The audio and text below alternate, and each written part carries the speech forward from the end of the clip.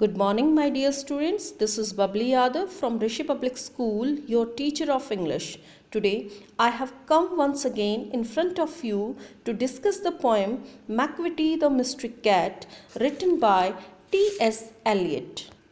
As the name suggests, this poem is about a cat named Macavity. However, this is no ordinary cat. He is a master criminal who can commit almost any crime and get away with it.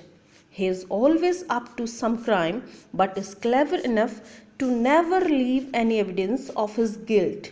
He is an enigma to every detective agency in the world, including Scotland Yard and Flying Squad. There is never enough proof to arrest him, and he is a mile away from all crime spots. Now let's start to read the poem. Macavity is a mystery cat. He is called the hidden paw, for he, the master criminal who can defy the law. He is the bafflement of Scotland Yard, the flying squirrel's despair. For when they reach the scene of crime, Macavity not there. In the first stanza, Macavity is described as a mysterious cat.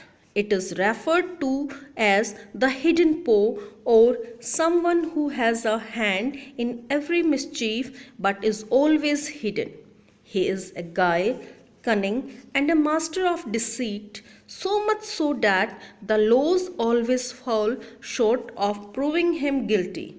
He is the cause of the bafflement to the detective agencies like Scotland Yard and Flying Squad, as no matter how much they try, Macavity always manages to elude them.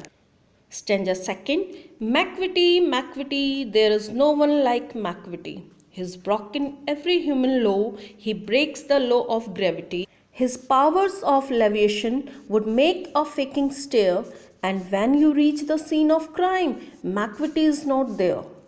You may seek him in the basement, you may look up in the air, but I tell you once and once again, Macavity is not there.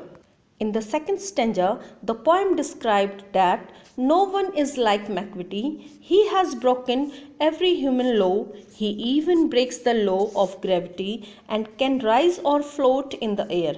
In fact, he is so good at levitation that he makes even a magician stare in astonishment. You may search for him in the basement. You may look for him in the sky, but after a crime is committed, Macavity is nowhere to be found.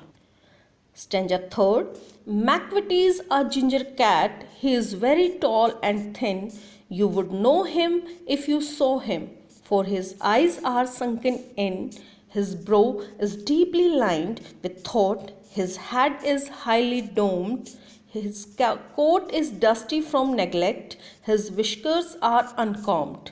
He sways his head from side to side with movements like a snake, and when you think he is half asleep, he is always wide awake.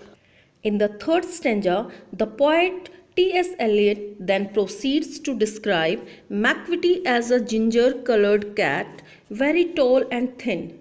His eyes are sunken in, and he has deep lines around his eyebrows, which signifies that he thinks a lot.